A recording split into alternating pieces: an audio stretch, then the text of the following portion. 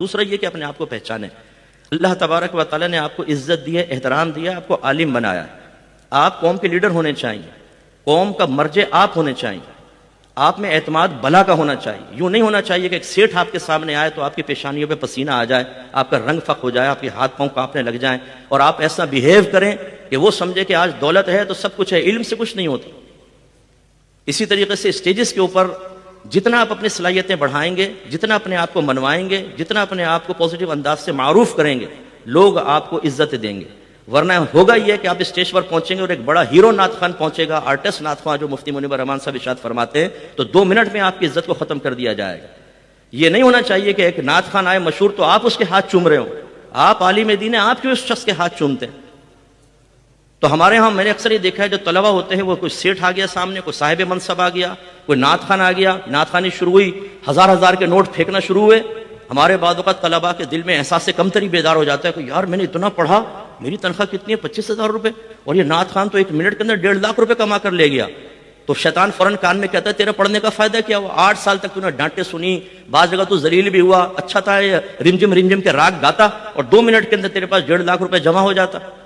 اور ہماری عوام کی حالت بھی یہ ہے کہ یہ علماء کو اور بڑے نعت خوان، آرٹسٹ نعت خوان، ان میں یہ فرق ہی محسوس نہیں کر سکتے ہیں کہ بھئی ان میں سے اللہ نے کس کو منصب عطا فرمایا. میں اکثر اپنے بیانات میں آج کل یہ سوال چھوڑ کر جاتا ہوں، آپ سب سے بھی میں گزارش کرتا ہوں عوام الناس سے، مجھے قرآن اور حدیث سے صراحتاً کسی نعت خوان کی فضیلت بتائیے، آپ اس کا اخروی مقام و مرتبہ بتائیے. جبکہ میں ان وارثان رسول کے سینکڑوں دلائل قائم کر سکتا ہوں قرآن و حدیث سے کہ اللہ نے ان کو کتنی عزت دی ہے. لیکن مفتی صاحب ایک دفعہ مجھے بتا رہے تھے کہ کوئی ایک ملک کے پڑوسی ملک کے عالم تھے، وہ ایک سیٹھ کے ہاتھ چوم رہا تھا. آپ بتائیں جب ایک عالم سیٹھ کے ہاتھ چومے گا، جب آپ ایک نعت خوان کی آمد پر نعرے لگنے میں احساس کمتری میں مبتلا ہو کر ہاتھ باندھ کے سائیڈ میں کھڑے ہوں گے تو پبلک تو آپ کو اٹھا کر پھینک دے گی. آپ کو منوانا ہوگا اپنے آپ کو، اپنی پہچان کروانی ہوگی جو منصب اللہ نے آپ کو دیا ہے، کہ جب آپ اسٹیج پر آئیں تو لوگ نعت خوان کو بھول جائیں، آپ کو یاد رکھیں. لیکن اگر آپ نے ایسا نہیں کیا اور اپنی صلاحیتوں کو صحیح استعمال نہیں کیا تو قوم آپ کو پیچھے پھینک دے گی، اور جو لیڈرشپ کا حق آپ کو حاصل ہے وہ آپ کو قوم دے گی نہیں. پھر ایک نعت خوان بیٹھ کے قرآن کی تفسیر بیان کر رہا ہوگا، حدیث کی تفسیریں بیان کر رہا ہوگا. ایک نعت خوان صاحب کہہ رہے ہیں جھومو ہاتھ ہلاؤ، کیونکہ جب برود قیامت تمہارے منہ پہ مہریں لگا دی جائیں گی، اللہ تعالیٰ تمہارے منہ بند کر دے گا تو تمہارے ہاتھ گواہی دیں گے. او ہو سبحان اللہ. یہ اس نے تفسیر کہاں سے نکالی؟ وہ اس لیے کہ ہمارے علماء پبلک میں معروف ہونے کے لیے، ان کی ضروریات پوری کر کے ان کو قریب کرنے کے لیے پری پلان کوئی کام نہیں کر رہے. ہمیں قوم نے اٹھا کر پھینک دیا ماں سوا چند معروف علماء کے کہ ان کو اسٹیج پہ شاید وہ عزت حاصل ہو جاتی ہے جو ہونی چاہیے.